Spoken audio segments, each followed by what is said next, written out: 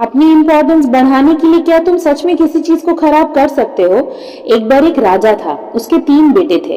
राजा का ये मानना था कि उसका जो सबसे काबिल बेटा होगा उसी को वो पूरा राज्य देकर रिटायरमेंट ले लेगा।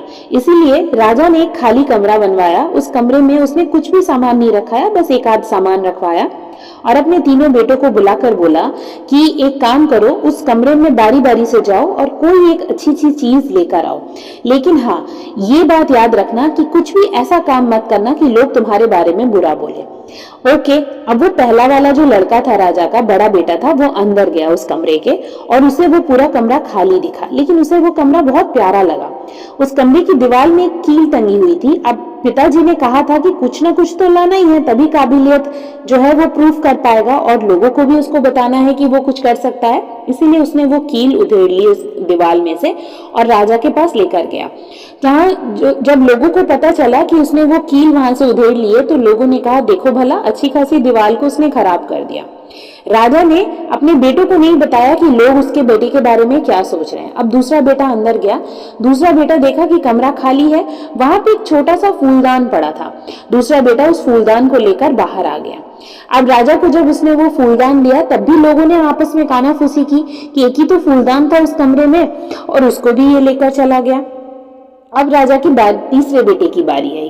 तीसरा बेटा जब अंदर गया तो उसे भी वो कमरा बहुत प्यारा लगा। उसने उस कमरे को थोड़ी देर तक निहारा और फिर उसको वो बात याद आई कि उसको कुछ भी ऐसा नहीं करना है कि लोग उसके बारे में बुरा बोले। उसने सोचा क्या मैं इस कमरे से कुछ ले जाऊं? फिर उसे लगा नहीं, मैं इस कमरे की सुंदरता को खराब नहीं करता और उसे वो वापस आ गया। उसे लगा लोग जो बोल रहे हैं उसे बोलने दो, क्योंकि लोगों का तो काम ही है बोलना। ठीक है। अब वो जब राजा के पास वापस आया तो छोटे बेटे ने कहा कि पिताजी मैं कुछ नहीं लाया। तो राजा ने कहा लेकिन तुम्हें कुछ तो लाना ही था ना। तब उस बेटे ने बोला कि मैं उस कमरे की सुंदरता को अपने मन में भर कर लाया हूं, बस मैं उस कमरे की सुंदरता को खराब नहीं करना चाहता था, इसीलिए। अब फिर लोगों ने कहा देखो खाली हाथ ही आ गया।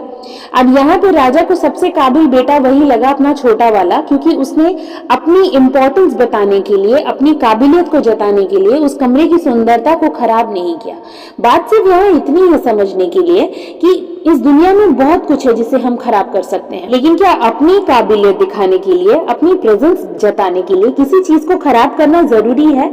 हम बिना किसी चीज को खराब किए भी अपनी काबिलियत दिखा सकते हैं। और बात रही लोगों की, तो लोग तो खाली हाथ आओगे तब भी बोलेंगे, लोग अगर आप भरे हाथ में आओगे तब भी बोलेंगे।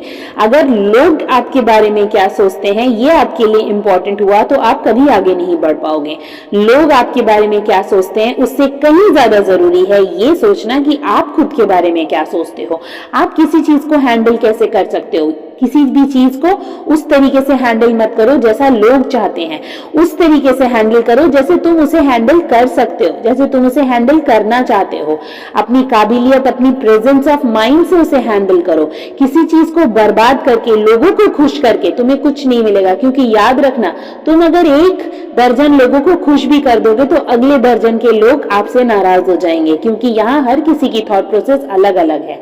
इसीलिए खुद की थॉट प्रोसेस को इंपॉर्टेंस दो, खुद की जो सोचने का तरीका है उसे महत्व दो और उस तरीके से काम करो जैसे तुम्हें अच्छा लगता है, क्योंकि हमेशा वो चीज हमेशा हमेशा के लिए रह जाती है जो चीज आप अपने दिल से करते हो, दिमाग से करते हो, ना कि ये सोचकर करते हो कि दूसरे क्या बोलेंगे। याद रखना मेरी ये बात।